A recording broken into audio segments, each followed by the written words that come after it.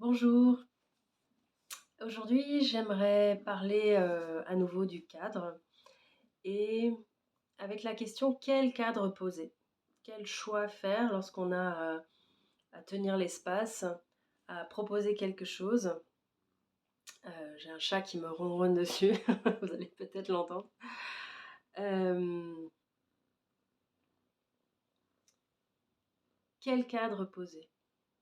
Donc une manière de comprendre les contours d'un cadre, c'est l'ensemble des oui qui rencontrent l'ensemble des non.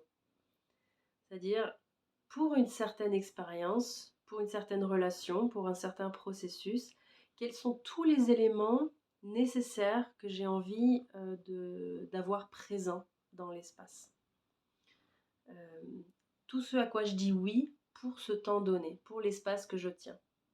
Quels sont, à côté de ça, tous les éléments qui n'ont pas lieu d'être là, qui n'ont pas leur place ici, qui ne font pas partie des qualités, des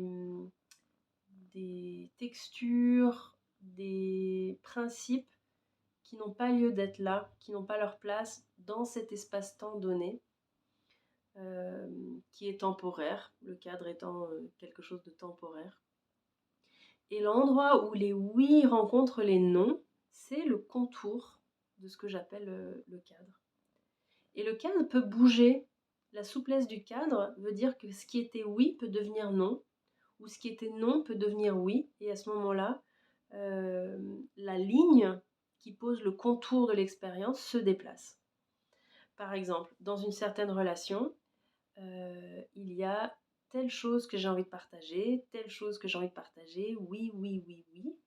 Telle autre chose que j'ai pas envie d'amener dans cette relation, j'ai pas envie de partager ça, ça, ça, non, non, non, non. Et là où les oui rencontrent les non, ça donne la saveur particulière des contours de cette relation-là. Peut-être que demain, un autre temps, ou dans un an, ou dans 10 ans, ce qui était oui devient non.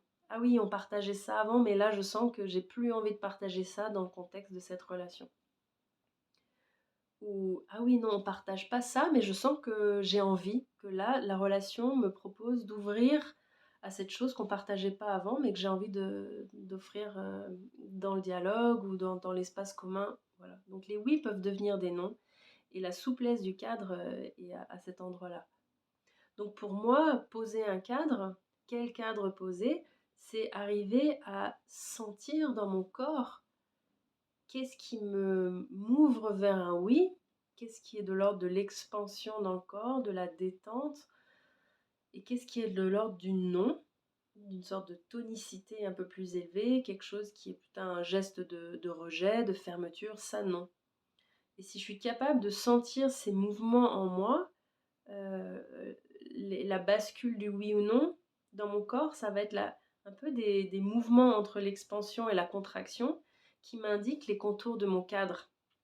Euh, Si c'est quelque chose qui est en moi, je ne vais pas poser un cadre avec toutes mes relations, avec mes amis ou ma famille, il n'y a pas forcément un cadre discuté, etc. Des fois oui, des fois ça peut être nécessaire, mais ce que je vais appeler cadre, c'est les contours intériorisés tels qu'ils s'éprouvent dans ma matière, là où les oui rencontrent les non.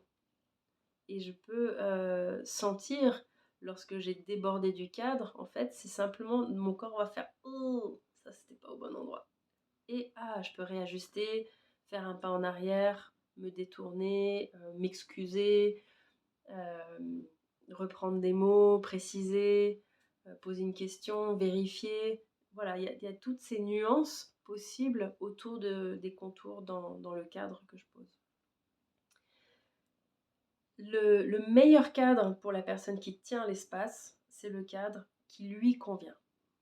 Donc pour moi, quand j'organise des choses, des retraites ou que j'accompagne des personnes individuellement, je vais offrir le cadre dont j'ai besoin pour me sentir en sécurité, pour me sentir en clarté, pour me sentir avec un contexte qui va me permettre de contribuer le meilleur de moi-même. Parce qu'à ce moment-là, je vais pouvoir déplier, déployer, porter dans l'espace le meilleur de ce que j'ai à contribuer. Et si je pose un cadre tel que je crois qu'il devrait être posé, mais qu'en fait il me convient pas tout à fait, mais c'est comme ça que j'ai vu ma prof faire et puis je crois que de toute façon c'est comme ça que c'est mieux, mais moi j'aimerais faire autrement. Je vais être à moitié confortable, je vais être en train dès le début, dès la base de la proposition, en train de faire un compromis qui fait que dans mon corps, il y a des torsions, qui ne permettront pas le mouvement complet de ce qui me traverse et qui ne font pas de moi un véhicule de quelque chose, mais font de moi une sorte de matrice un peu, contorsionnée qui s'arrange, qui fait des compromis et qui est pas finalement, qui n'est pas libre de sa singularité. Donc le meilleur cadre à poser, c'est celui dans lequel la personne qui ouvre l'espace et porte la proposition se sent elle-même dans des contours qui permettent sa pleine expression, de se sentir à l'aise, pleinement à l'aise, euh, et en sécurité, ce qui va permettre à la créativité, va permettre l'improvisation, va permettre l'ajustement au réel, parce qu'il y a de l'espace dans la matière qui peut se moduler, qui peut être à l'écoute de, de, oui, du réel, des textures d'instant en instant et des changements pour s'accorder et s'adapter. Voilà. Toujours sur cette notion de cadre, n'hésitez pas à me poser vos questions, partager des expériences pour que je puisse être à jour de ce qui contribue pour vous. Voilà.